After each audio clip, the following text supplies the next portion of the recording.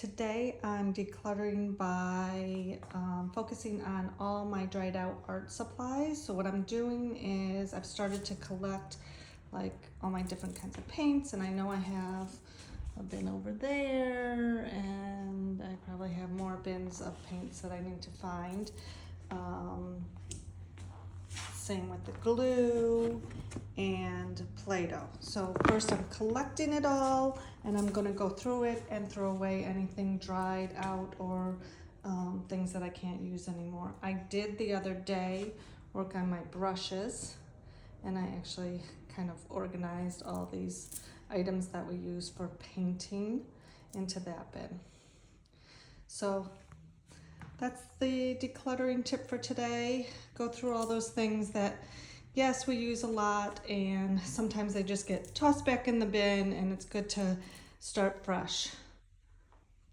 Good luck. Bye.